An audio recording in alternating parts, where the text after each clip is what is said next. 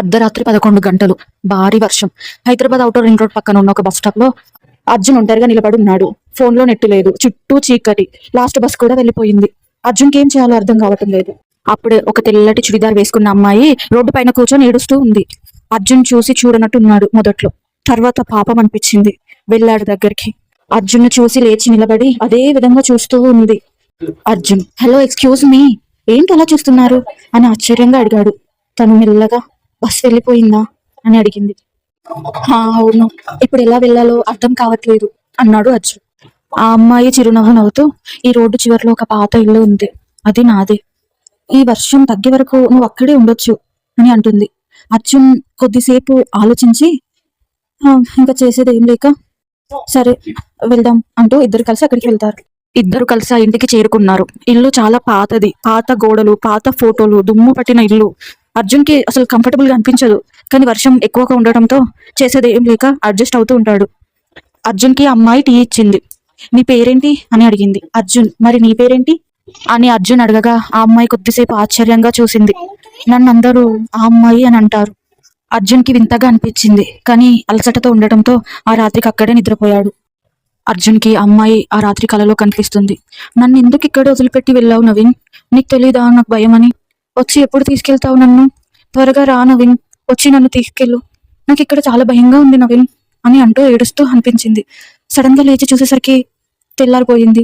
ఆ అమ్మాయి కోసం వెతుకుతూ ఉంటే ఆ అమ్మాయి ఎక్కడ కనిపించదు. బయటికి వచ్చి దగ్గరలో ఉన్న టీ షాప్ లో అడిగాడు, అసలు ఆ అమ్మాయి ఎటు వెళ్ళింది, మీరేమైనా చూసారా? అక్కడ ఎవరు కనిపించట్లేదేంటి? అసలు అంత పాత ఇంట్లో అమ్మాయి ఒక్కైతే ఎందుకుంటుంది అని టీ షాప్ ని అడగగా అతను షాక్ గా చూస్తాడు. ఏంటి, నువ్వు నైట్ అంతా ఆ రూమ్ లో ఒక్కడే ఉన్నావా? నీకు ఒక అమ్మాయి కనిపించిందా అని ఆశ్చర్యంగా అడుగుతాడు అర్జున్ని. ఏంటి అంత ఆశ్చర్యంగా అడుగుతున్నారు అని అర్జున్ అడగగా, అసలు ఆ ఇంట్లో ఎవరు ఉండరు, ఆ ఇంటికి ఎవరు వెళ్ళరు కూడా. అందులో ఒక అమ్మాయి ఉంటుందని అంటూ ఉంటారు, కానీ ఎవరు ఎప్పుడు చూడలేదు. నీకు కనిపించింది అంటే ఆశ్చర్యంగా అనిపిస్తుంది అని అంటాడు. అసలు మీకు తెలిసిన కథ ఏంటి ఆ ఇల్లు గురించి అని అర్జున్ టీ షాప్ ని అడగగా అతను ఇలా చెప్తాడు. నాకు మా తాత చెప్పింది ఏమిటంటే, ఎప్పుడో వెనుక ఒక అమ్మాయిని ఒక అబ్బాయి ఇక్కడికి తీసుకొచ్చి నేను మళ్ళీ వచ్చేస్తానని చెప్పి మళ్ళీ తిరిగి అతను రాలేదు. తను మాత్రం ఆ ఇంట్లో తన కోసం ఎదురు చూస్తూ ఉంటుంది. అప్పటి నుండి ఇప్పటి వరకు తన కోసమే చూస్తూ ఉంటుంది. తను మరణించి చాలా రోజులైంది, కానీ ఆమె ఆశ మాత్రం చావలేదు అని మా తాత చెప్పేవాడు. కానీ అది నేను నమ్మలేదు. ఎప్పుడు అందరూ అంటూ ఉండేవారు, కానీ నేను ఎప్పుడు నమ్మలేదు. నువ్వు చెప్తుంటే నాకు చాలా ఆశ్చర్యంగా అనిపిస్తుంది అని అర్జున్ వైపు చూస్తూ ఆశ్చర్యంగా అంటాడు టీ షాప్ ఓనర్. ఓకే, నాకు రాత్రి వచ్చిన కళ నిజమే అని తను అనుకుంటాడు మనసులో.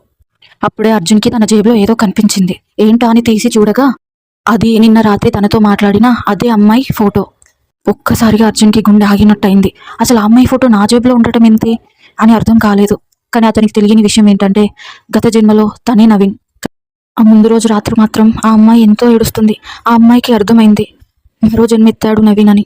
ఇక నవీన్ని డిస్టర్బ్ చేయొద్దు, నేను ఎవరో చెప్పి తనని కన్ఫ్యూజన్లో పెట్టొద్దు. ఇంకా తను హ్యాపీగా ఉండాలి, తనకి గత జన్మ ఎప్పుడు గుర్తుకు రావద్దు అని కోరుకొని తనని చూస్తూ ఎంతో ఏడుస్తుంది. తను మాత్రం హ్యాపీగా ఉండాలనుకుంటుంది. బాయ్ నవీన్, జాగ్రత్త అంటూ అక్కడి నుండి వెళ్ళిపోతుంది. అర్జున్కి అంత ఒక కళలాగా అనిపిస్తుంది. నేను ఒక పాతింటికి రావడం ఏంటి, ఒక అమ్మాయి నాతో ఉండటం ఏంటి, తను ఎవరికి కనిపించకపోవడం ఏంటి, అంతా ఏమిటో అనుకొని అక్కడి నుండి వెళ్ళిపోతాడు. మీకు ఈ కథ నచ్చితే ప్లీజ్ సబ్స్క్రైబ్ చేసుకోండి.